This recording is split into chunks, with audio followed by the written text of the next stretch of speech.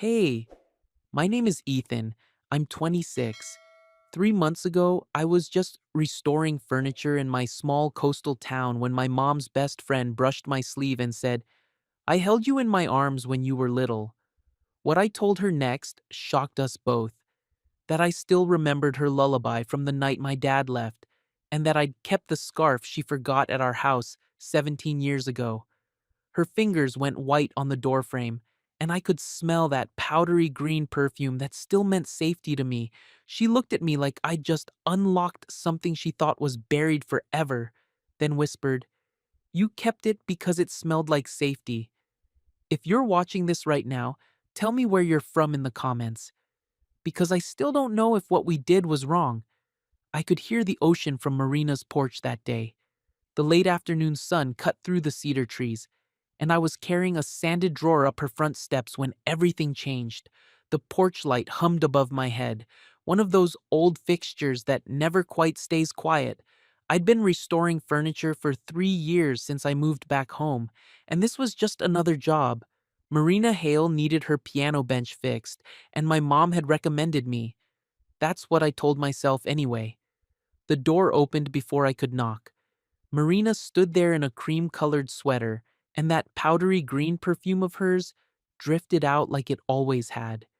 She was 45 now, but she looked, I don't know how to explain it, like time had been kind to her in all the right places. Ethan, she smiled, then her expression softened into something else, something that made my chest tight. I held you in my arms when you were little. I froze on her doorstep. The drawer suddenly felt heavy in my hands.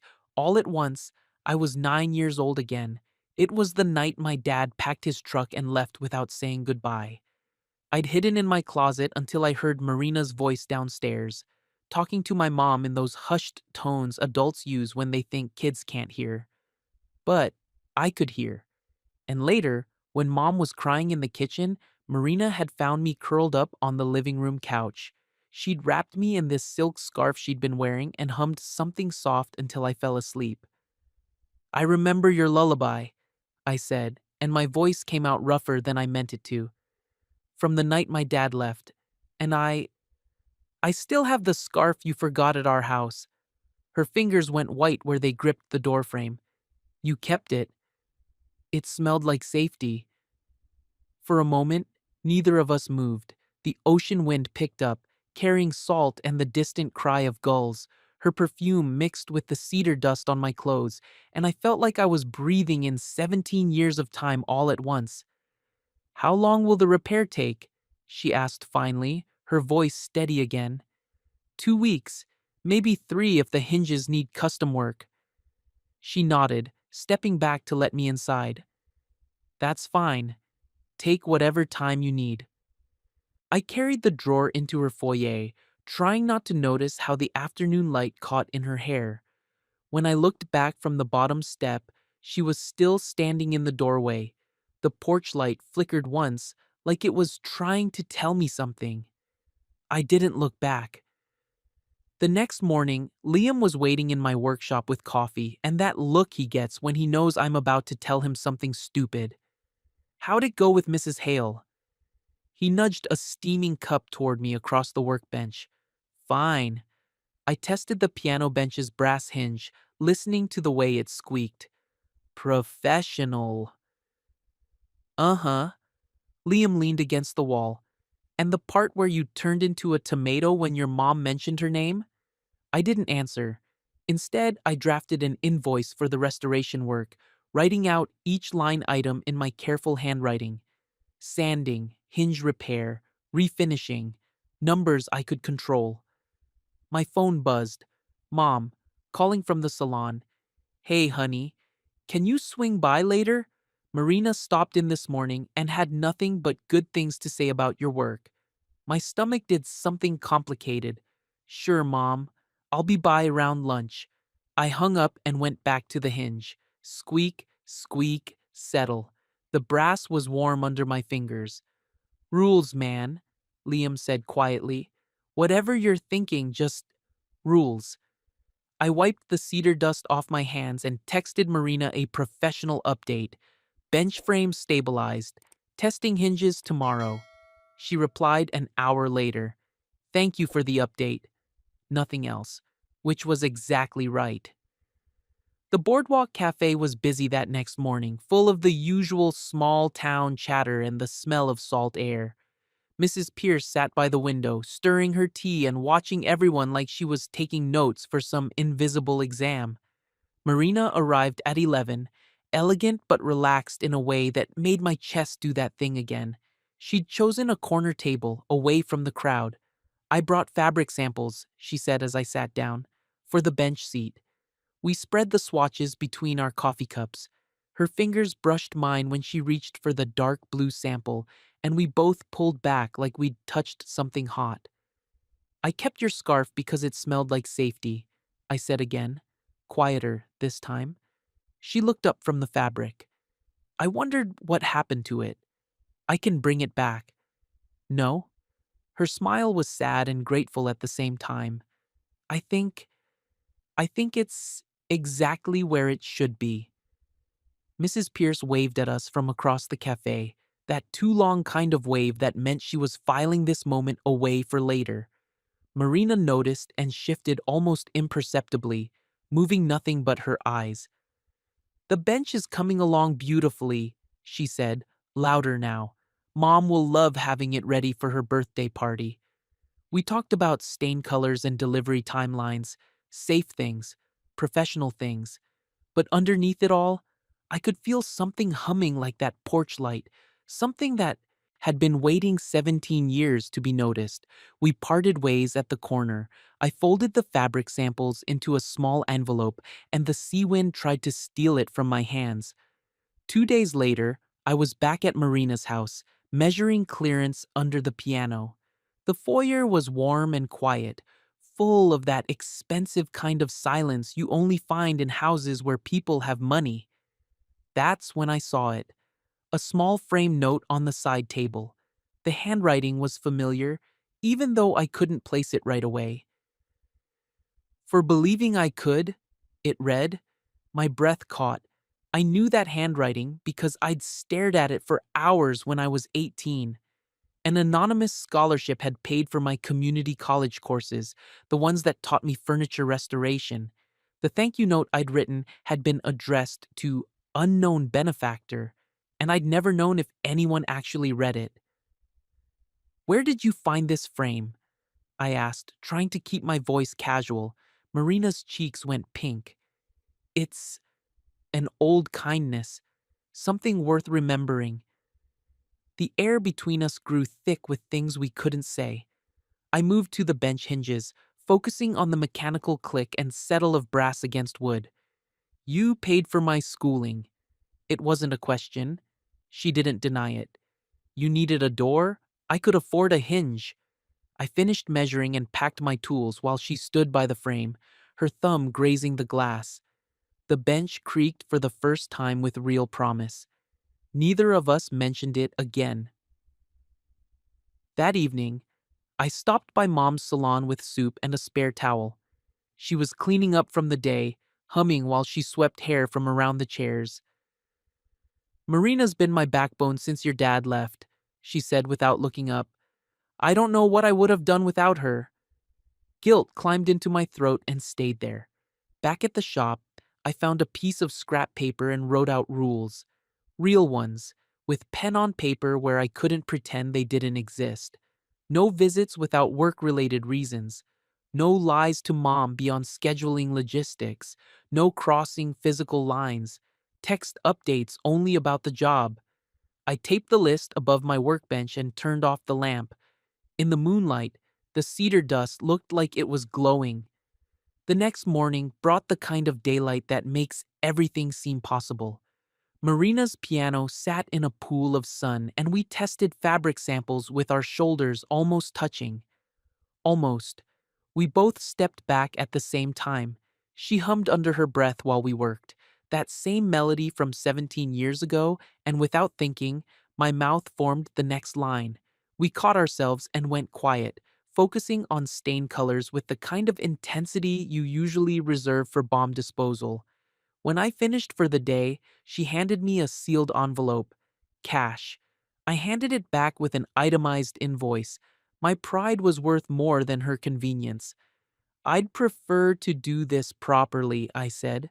She nodded and took my invoice to her desk, writing a check with careful, deliberate strokes.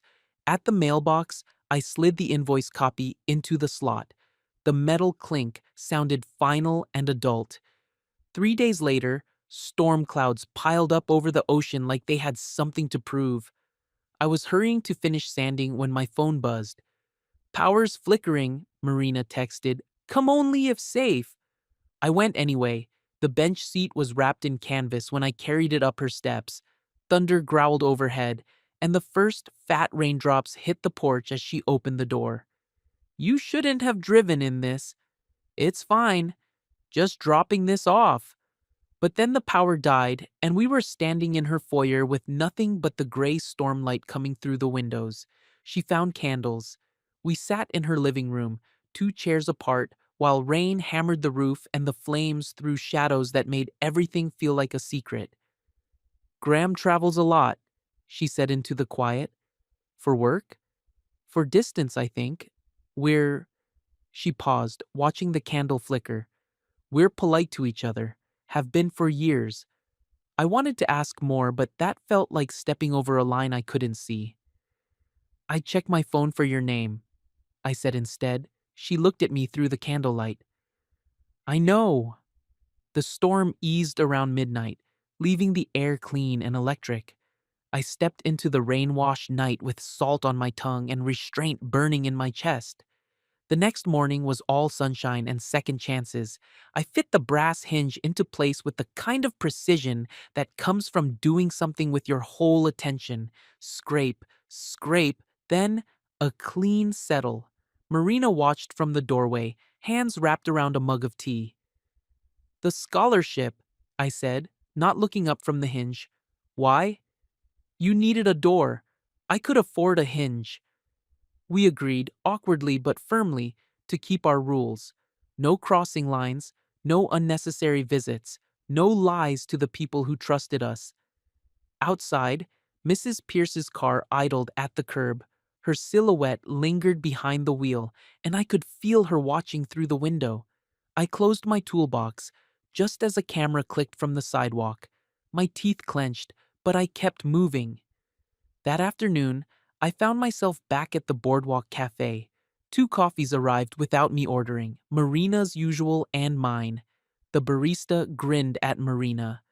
"For you and—" "He's doing some work for me," Marina said quickly. "Just the furniture guy," I added, which somehow made it worse. We discussed the bench's final varnish while Mrs. Pierce passed by the window in slow motion, turning her head to track our conversation like she was watching a tennis match.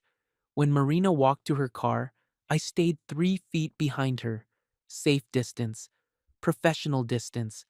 Back in the shop, I brushed varnish onto the bench seat and tried not to think about the soft thud of muffled piano keys echoing in my head. A week later, Mom was laying out invitation cards for her birthday dinner, and everything got complicated. "I was thinking Marina could host the little after-dessert sing-along," she said, not looking up from the cards. "Since the piano's there." My spine went tight. "The bench will be finished by then." "Perfect. Will you be able to deliver it in time?" "Sure, Mom." I texted Marina about the logistics, keeping it strictly professional. She replied with a thumbs-up emoji and "Thank you, Ethan." That night, I washed dishes at Mom's sink and listened to the absence where my dad's voice used to be. The scarf was still in my dresser drawer, folded once and wrapped in tissue paper like something you save for emergencies. The morning of Mom's party, I bought lilies for the centerpiece, white ones, tied with ribbon that smelled faintly of the florist's greenhouse. I was carrying them up Marina's front walk when Mrs. Pierce appeared at her mailbox like she'd been waiting. "Helping Mrs. Hale decorate?" she called, lifting her phone. Click. "They're for my mom," I said, and my voice cracked like I was 16 again. Of course they are, dear. Back in my shop, I set the lilies in an empty paint jar and stared at them until Liam walked in. Flowers, huh? He looked from the lilies to my face. Shit. That afternoon, Marina and I tested the finished bench together. We sat carefully, 4 hands pressing one piano key. The note bloomed between us, pure and clear. We laughed, too freely, then went quiet. Thank you, she said, for keeping everything professional. I placed felt pads under the bench legs, each movement deliberate and careful. The porch light hummed overhead, loud in the summer heat. As I packed my tools, a car door slammed next door. Graham's voice carried through the window, calling hello to someone. A shadow crossed the foyer wall, and I left through the side gate. That evening, I was back at Mom's apartment when her phone started buzzing with the neighborhood group chat. Saw Renee's boy at the Hales again, someone had posted, along with a blurry photo of me carrying the lilies. Mom looked at the screen, then at me. How often are you over there? Just the bench work, and now the party setup. She nodded slowly, but her eyes stayed on my face a moment too long. I texted Marina. Heads up, photo posted. I'll keep distance until the party. She replied, Understood. Thank you. Later that night, Mom kissed my temple and said, You do good work, honey. I couldn't swallow properly for a full minute. The party was golden hour light and careful conversation. Mom looked radiant in her new dress, and the bench held steady under the piano while we sang Happy Birthday. Graham made polite small talk with practiced ease, and I watched him watch Marina with the kind of attention that felt more like surveillance than affection. The lilies, now openly for Mom, sat in a crystal vase on the piano, filling the room with their quiet sweetness. Mrs. Pierce clapped too loudly after every song. When the guests drifted to the patio for cake, Marina and I met at the piano bench for exactly one breath. Our shoulders almost touched. Then we stepped away. I spent the rest of the evening carrying plates and keeping my hands busy until they stopped shaking. Late that night, I walked home along the boardwalk. The party sounds faded behind me, and the ocean stretched out black and endless under the stars. I couldn't sleep. The bench's note kept ringing in my head, perfect and impossible to ignore. At 2 in the morning, I got up and found the scarf.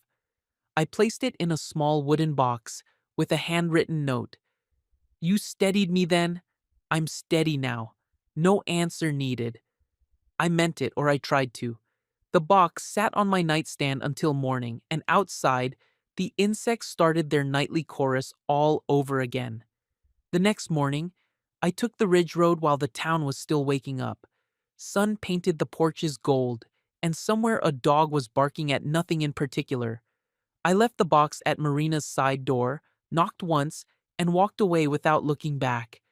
But from the street, I couldn't help myself. I glanced over my shoulder and saw her open it. Her hand covered her mouth, and she stood there for a long moment before stepping back inside. My phone stayed in my pocket. At the shop, I threw myself into repairing a cracked cedar chest that didn't really need my attention. The hinge scrape sounded like breathing. 3 days passed like that. Steady, careful days where I fixed things and minded my own business. Liam brought coffee in the mornings and didn't ask questions when he found me sleeping on the shop couch with sawdust on my forearms. Mom stopped by once to book me for refinishing an old salon shelf. Normal work, normal conversation. Marina seemed to really enjoy the party, she mentioned while writing the check. Good. You deserved a nice celebration. The town group chat went quiet. No more photos, no more comments about my delivery schedule. Maybe people had found something else to talk about, or maybe Mrs. Pierce had moved on to more interesting gossip. I kept the rules. No unnecessary visits, no texts about anything except work, no looking for Marina's car when I drove past her street. At night, I fell asleep to the sound of my own hands working, fixing things that didn't need fixing just to keep them busy. So, on the fourth night, my phone buzzed at 2:03 a.m. Voicemail. I almost deleted it without listening. Almost. But something about the timestamp made me press play. 4 bars of hummed melody, that same lullaby from 17 years ago, soft and careful in the dark. Then one word, barely whispered, porch. My chest went tight. I pulled on a jacket and walked the ridge road under streetlights that hummed like old friends. Marina's porch light flickered twice. Pause. Twice again. I stood at the bottom of her steps, breathing salt air and 17 years of careful distance. We sat 2 steps apart, each wrapped in our own coat. The night was cool enough to see our breath, but not cold enough to make this about warmth. Graham wants fewer visitors, she said quietly. He asked about the repair work and I told him it was finished. It is finished. I know. She pulled her coat tighter. I wanted to thank you. For the scarf. For the rules. For... She paused. For keeping us both safe. The rules aren't going anywhere. Good. But she said it like it hurt. We sat there listening to the ocean and the distant hum of the highway. Somewhere a nightbird called, lonely and persistent. I told him I'd be more selective about disruptions, she said. I understood. No more repair work. No more professional reasons to cross paths. The careful distance we'd built was about to become real distance. That's smart. I know. Before I stood to leave, I did something that broke exactly one rule. I placed my forehead gently against hers for a single beat, our one allowed tenderness, and breathed in that powdery green perfume that still meant safety. Then, I stepped back into the dark. The next afternoon, Liam handed me coffee without questions. He'd gotten good at reading the weather in my face, and today's forecast was steady with a chance of getting through it. I repaired the cedar chest with the kind of care I used to reserve for Marina's piano bench. Every joint fitted perfectly, every surface smooth as glass. Mom stopped by around lunch and booked me to refinish that salon shelf. We talked about wood stain and delivery dates, and everything felt normal, except for the way my chest kept tightening when she mentioned ordinary things. That evening, I locked the shop early and walked the boardwalk. The pier lights reflected in the dark water, and gulls hovered over the fishing boats like they were waiting for something. I texted Marina nothing, and that was exactly the right text to send. The weekend brought Mom's small birthday dinner redux. Just 4 people this time. Me, Mom, Marina, and Graham. Marina had replaced the wilted lilies with wildflowers that looked like they'd grown up from the piano itself. Graham talked about his latest business trip to Portland, and Mom shared gossip from the salon, surface-level conversation that felt safe and hollow at the same time. The bench held perfectly, no squeaks, no wobbles, just solid craftsmanship doing its quiet job. Our eyes met exactly once across the dinner table. Then I looked to Mom, and Marina smiled at her instead. When the evening wound down, I carried dishes to the sink with my sleeves rolled up. Behind me, the soft thud of the piano lid closing marked the end of something that had never quite begun. I walked home alone that night, jacket over my shoulder and the ocean breathing beside the boardwalk. My phone buzzed. Bench steady. Me learning. I stopped under a street lamp and typed back, door open a crack. No heart emoji, no promises, just the truth, small and careful. 2 weeks later, Mrs. Ortega brought me a antique sewing cabinet that belonged to her grandmother. The drawers stuck and the finish had gone cloudy with age, but the bones were solid. I worked on it in the mornings when the light was good for detail work. Liam helped with the heavy lifting and made jokes about my sudden obsession with perfect joinery. You're like a monk over there, he said, watching me sand the same spot for the 5th time. Monks make good furniture. Monks also don't check their phones every 10 minutes. I hadn't realized I was doing it, but he was right. My hand kept drifting to my pocket, expecting nothing and hoping for less than that. That Thursday, I was delivering the sewing cabinet when I saw Marina's car at the grocery store. She was loading bags into her trunk, moving with that efficient grace that made ordinary tasks look choreographed. I could have walked over, could have offered to help with the heavy bags, could have made small talk about the weather, or asked how the piano bench was holding up. Instead, I stayed by my truck and watched her drive away. Some doors don't slam or swing, they stay cracked, and you learn to walk past softly. Friday brought rain and a text from Mom asking if I could fix a loose cabinet door at the salon. Easy work, but she'd asked specifically for me, which meant she wanted to talk about something. "You've been quiet lately," she said while I tightened the hinges. "Just busy. Marina asked about you yesterday, wondered how business was going. My screwdriver slipped, leaving a tiny scratch in the wood. What did you tell her? That you were doing good work, staying busy." Mom paused. She seemed glad to hear it. I finished the repair and packed my tools while Mom swept around me, humming the way she did when she was thinking hard about something. "You know," she said finally, "some connections are worth protecting, even when they're complicated." I looked up from my toolbox.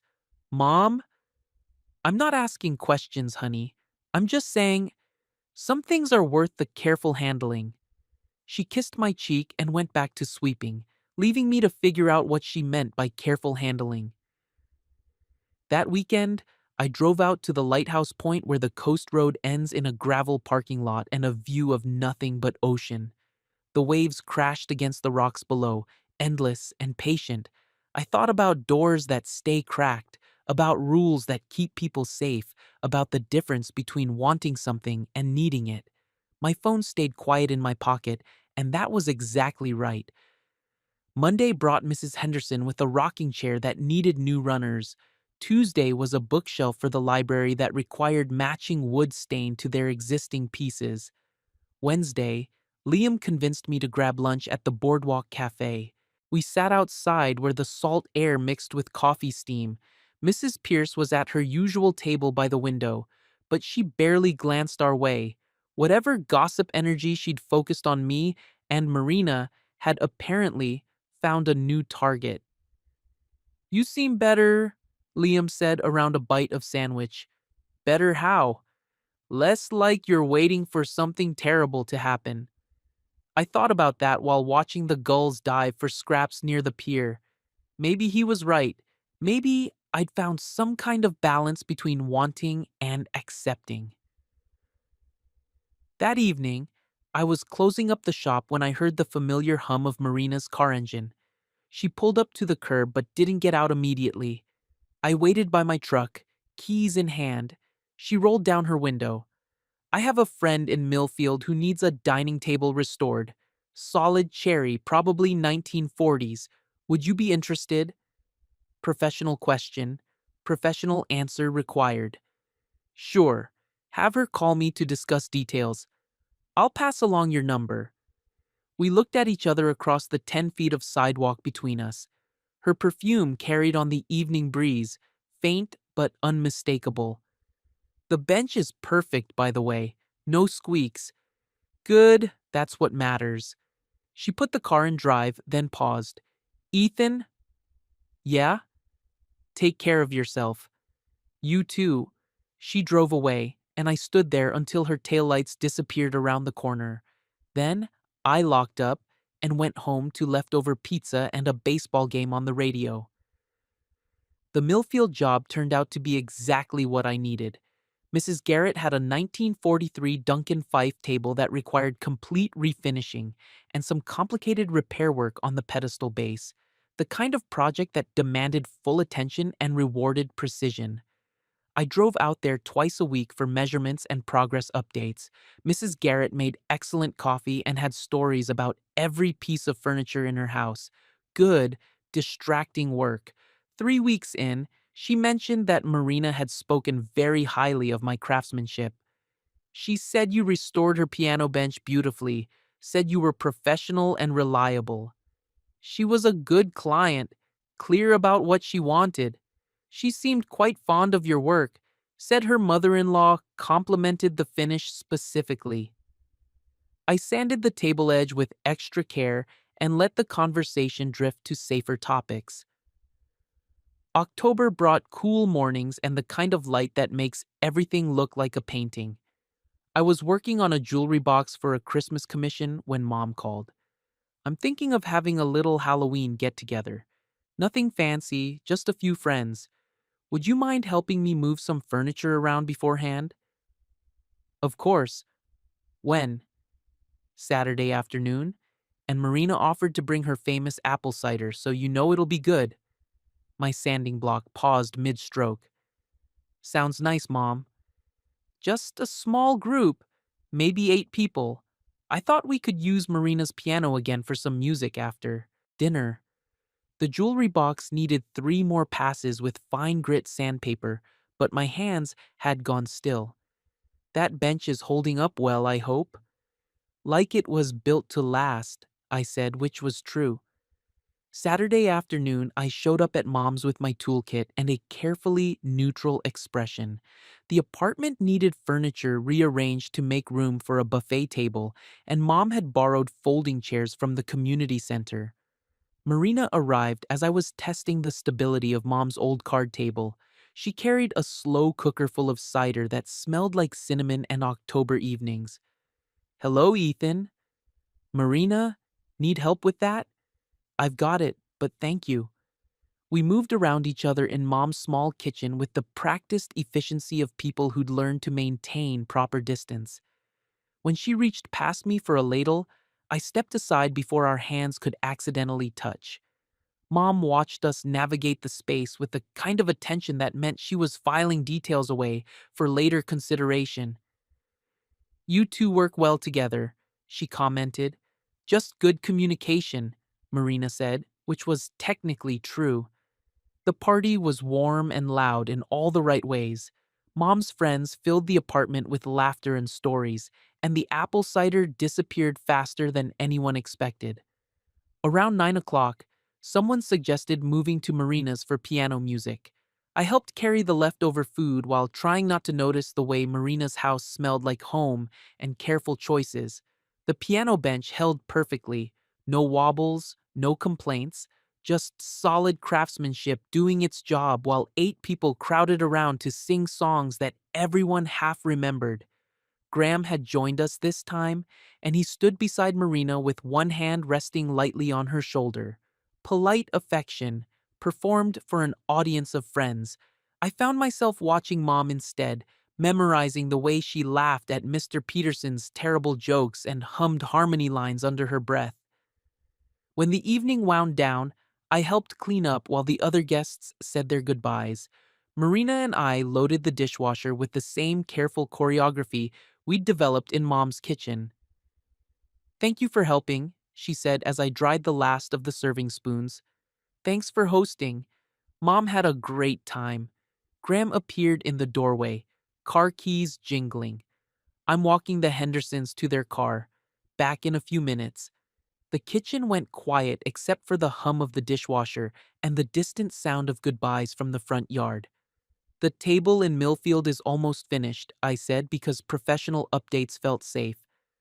Mrs. Garrett is thrilled with your work. She called to tell me how impressed she is. She's been great to work with. We ran out of safe topics and stood there listening to the dishwasher cycle through its rinses. Outside, car doors slammed and engines started. I should head home, I said finally. Of course. I gathered my jacket from the hall closet and paused at the front door. Marina stood in the foyer, hands clasped in front of her like she was posing for a portrait. Take care, she said. You too. I walked to my truck while Graham's voice carried from the sidewalk, thanking the Hendersons for coming. Normal host conversation. Normal October evening. At home, I sat on my front steps and listened to the ocean in the distance, thinking about how some kinds of care require distance to survive. The weeks that followed settled into a rhythm that felt almost sustainable. Work came steady, a rocking chair, two nightstands, a kitchen table that needed refinishing. I took the Millfield job seriously, driving out twice a week to work on Mrs. Garrett's Duncan Fife table until it gleamed like something from a museum. Mom booked me for more salon work, and we fell into easy conversations about wood grain and customer preferences. She stopped mentioning Marina except in passing, the way you'd mention any mutual friend. I learned to walk past Marina's street without looking up at her house, learned to shop at the grocery store on Thursdays when I knew she usually went on Tuesdays, small accommodations that kept our careful distance intact. November brought the first real cold snap and news that Mrs. Garrett wanted to hire me for 3 more pieces. Good news that meant steady work through the winter. She's recommending you to all her friends, Mom said over lunch at the cafe. Says you're the best furniture restorer she's worked with. Marina chose well when she made the connection. She usually does. Mom stirred sugar into her coffee with the kind of concentration that meant she was thinking about something else. You know, some of the best things in life require patience. I looked up from my sandwich. Mom? I'm just saying, some things are worth waiting for, even when the timing isn't perfect. She changed the subject to holiday gift ideas, but her words stayed with me through the afternoon. That evening, I was locking up the shop when I found an envelope tucked under the door. My name written in familiar handwriting, nothing else. Inside, a newspaper clipping about a furniture restoration workshop being offered at the community college in January. A note in the margin, thought you might be interested. M. I stood there in the growing dark, holding proof that Marina thought about my career development, that she'd seen an opportunity and wanted to share it, even when sharing required breaking our unspoken rules about contact. I folded the clipping carefully and put it in my wallet, where it stayed for weeks like a small, secret warmth. December arrived with early snow and the kind of quiet that settles over coastal towns in winter. The workshop registration deadline was approaching, and I'd been carrying that newspaper clipping like a talisman. The workshop promised advanced techniques in restoration and refinishing, taught by someone with 40 years of experience and connections to high-end antique dealers throughout New England. Exactly the kind of training that could take my work to the next level. I registered on a Tuesday morning, sitting in my truck outside the community college with the engine running for warmth. The registration clerk mentioned that enrollment was limited to 12 students, and I'd gotten the last spot. Someone called yesterday to ask if there were any openings, she said. Guess they'll have to wait for next year. I didn't ask who had called. Some questions are better left unanswered. 3 days before Christmas, I was finishing Mrs. Garrett's table when Marina's car pulled up outside the shop. I watched her sit there for a moment before getting out, like she was gathering courage for something. The bell above the door chimed when she entered. Hi, she said. Hi. She looked around the shop, taking in the works in progress and the tools hanging in neat rows on the wall. I wanted to thank you for registering for the workshop. I heard they were full, so I'm glad you got in. How did you... I started, then stopped. Thank you for the clipping. You're welcome. She moved closer to Mrs. Garrett's table, running her fingers along the restored edge. This is beautiful work. She's been patient with the process. Good clients make all the difference. Marina's perfume mixed with the cedar dust and lemon oil, familiar and careful at the same time. Marina, I know. She looked up from the table. I just wanted to say, I'm proud of the work you're doing. Your mom is too, and I hope the workshop opens new doors for you. She turned to leave, then paused. The piano bench still doesn't squeak. After she left, I stood there for a long time, breathing in the lingering traces of her perfume and thinking about doors that stay cracked just wide enough to let the light through. Christmas morning brought coffee and pancakes at Mom's apartment and the kind of easy conversation that comes with having nowhere else to be. She'd given me a set of professional chisels that must have cost more than her grocery budget allowed. "These are too much," I said, running my thumb along the polished handles. "You'll use them for years. Good tools are an investment." I gave her a refinished jewelry box I'd been working on in secret with a note tucked inside, "For keeping all the important things safe." She cried a little, which made my chest tight in the best way. That evening, I drove past Marina's house on my way to the lighthouse point. Every window glowed warm against the snow, and I could see shapes moving behind the curtains.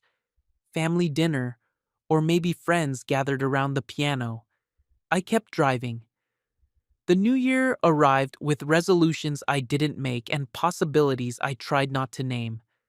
The workshop started in 3 weeks, and Mrs. Garrett had recommended me to 2 more clients in Millfield. On New Year's Eve, I worked late in the shop, putting the final coat of finish on a commissioned bookshelf. The radio played soft jazz, and snow tapped against the windows like it was asking to be let in. At midnight, I raised a coffee mug to the empty shop and made one quiet promise: to build things that last with or without an audience. The first workshop session was everything I'd hoped for and more. 12 serious students, an instructor who knew furniture like some people know poetry, and techniques I'd only read about in books. During the lunch break, I called Mom to tell her about the morning's lesson. "Sounds wonderful, honey. Marina asked how you were doing yesterday. I told her you were excited about the class. My sandwich suddenly tasted like cardboard." That was nice of her to ask. She always asks, every time I see her. Mom paused. "She cares about your success, you know." After the call, I sat in my truck in the college parking lot, watching other students hurry back to class through the January cold. Some kinds of caring, I realized, don't require proximity to survive.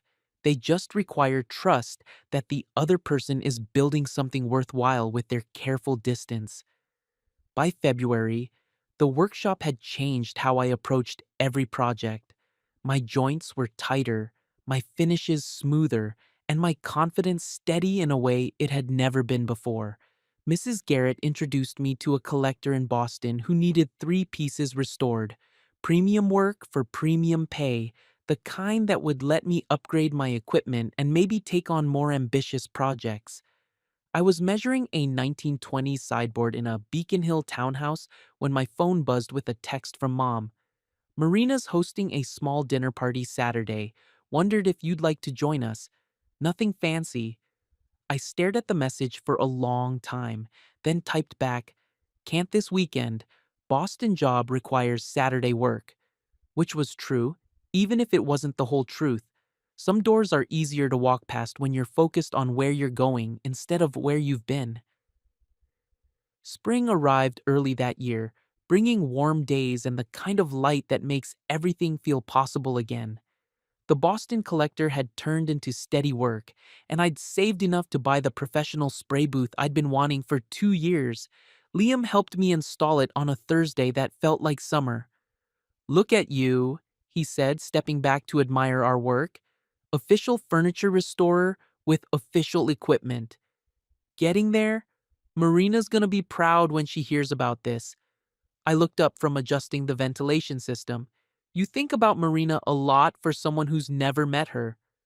"I think about people who care about your success. There aren't that many of them." That evening, I tested the spray booth with a small side table that needed 3 coats of lacquer. The finish came out flawless, smooth as glass and deep as still water. I took a picture to show Mom, and almost sent a copy to Marina before I caught myself. Some achievements are best celebrated at safe distances. Memorial Day weekend brought tourists and traffic, but also a commission that made me sit up straight when I heard the details. A local antique dealer had been hired to furnish a renovated Victorian mansion, and she needed someone who could restore 12 dining chairs to museum quality. "It's a 3-month project," she explained over coffee at the Boardwalk Cafe.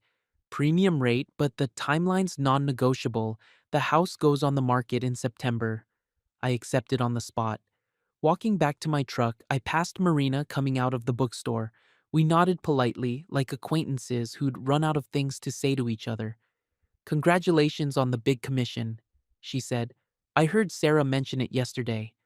Word travels fast in small towns. Thank you. It's good work.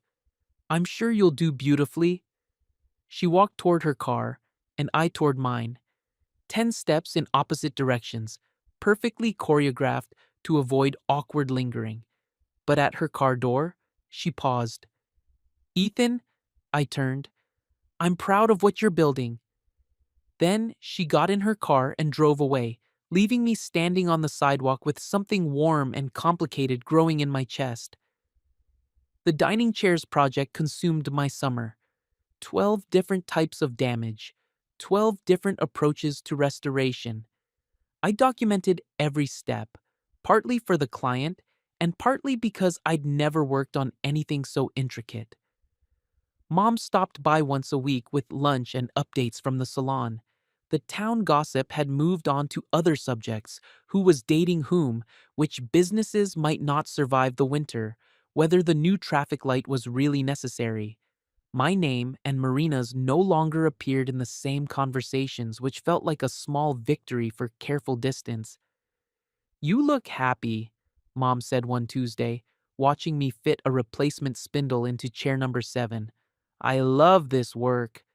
It shows. She gathered up our sandwich wrappers. You know what else shows? What? How much you've grown into yourself this past year. You move different, steadier. I thought about that while sanding the spindle smooth. Maybe she was right. Maybe learning to want something without demanding it had taught me something about steadiness. By Labor Day, 11 chairs were finished, and the 12th was 3 days away from completion. Sarah had brought potential buyers through twice, and both groups had specifically commented on the dining room furniture. You've exceeded expectations, she told me, writing a check that would cover my shop rent for 6 months. I'll be recommending you to everyone I know. That evening, I celebrated at the lighthouse point with a beer and a view of the ocean stretching toward places I'd never seen. The sunset painted everything gold, and I felt like I was finally building the kind of life that didn't require apologies or explanations. My phone buzzed. Heard about your success from Sarah. Well deserved. M.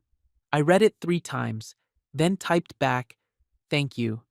No additional words, no questions or invitations, just acknowledgement that we were both still here, still building our separate, careful lives in the same small town. October brought the kind of weather that makes you understand why people write poems about New England autumns. I was working on a commission for the Historical Society when Liam burst through the shop door with news. Did you hear about the Hales? My hands went still on the sanding block. What about them? Graham took a transfer to Portland. They're selling the house. Something cold settled in my stomach. When? Soon, I think. Real estate sign went up yesterday. I finished sanding the Historical Society's secretary desk with mechanical precision while my mind raced through implications I didn't want to name. That evening, I drove past Marina's house and saw the for sale sign planted in her front yard like a flag marking the end of something. The windows were still warm with light, but they felt different now. Temporary. 2 weeks later, Mom mentioned that Marina was looking for someone to restore a hope chest before the move. It belonged to her grandmother. She wants to make sure it's in perfect condition for... Mom paused. Well, for whatever comes next. I could have recommended another restorer.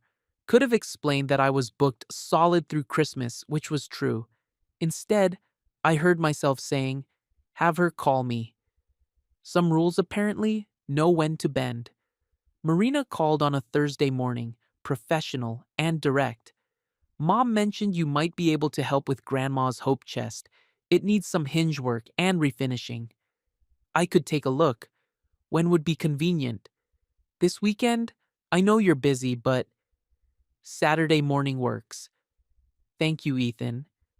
After we hung up, I sat in my truck for 10 minutes, listening to my heart beat against my ribs and wondering if some doors are meant to stay cracked forever.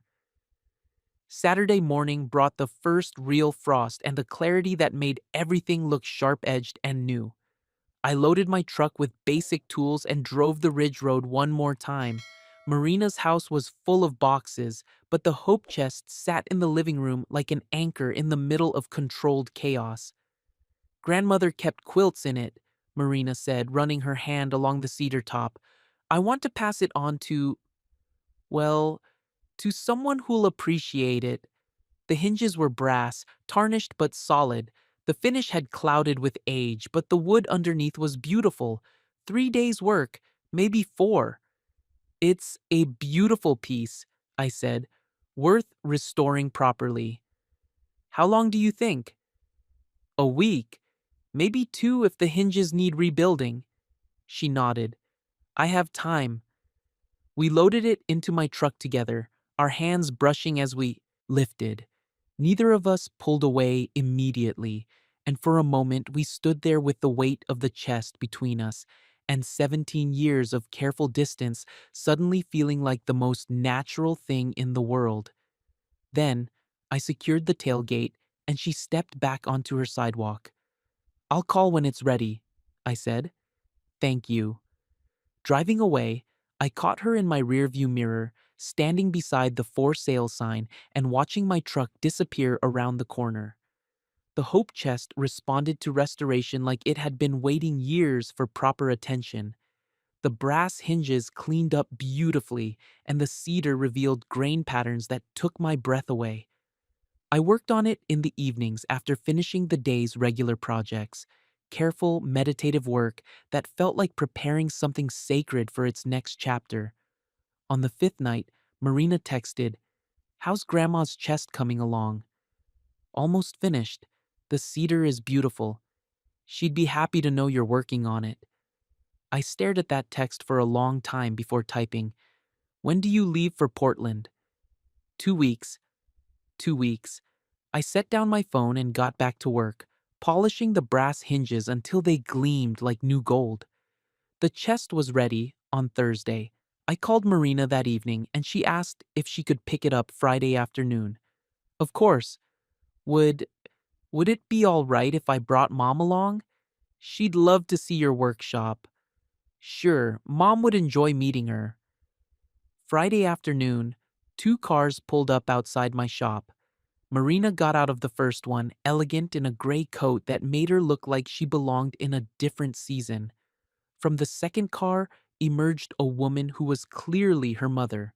Same cheekbones, same careful posture. I'd called my mom too, and the 4 of us gathered around the restored hope chest like it was an altar.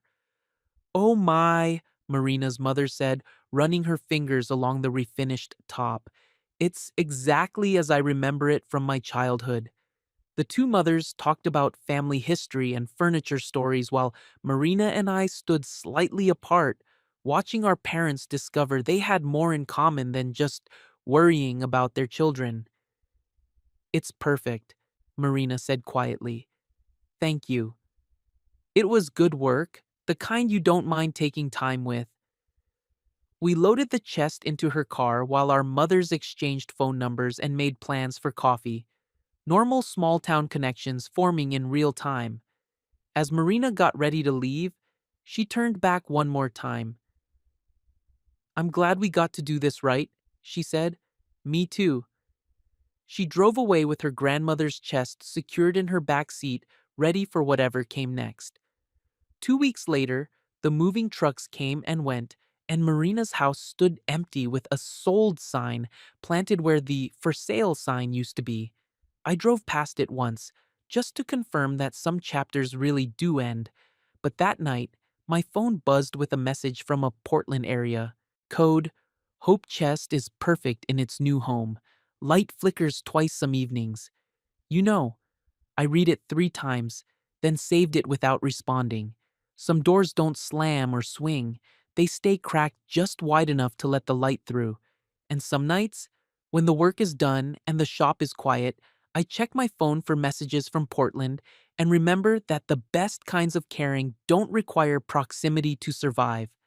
They just require trust that somewhere, someone else is building something worthwhile with their careful distance.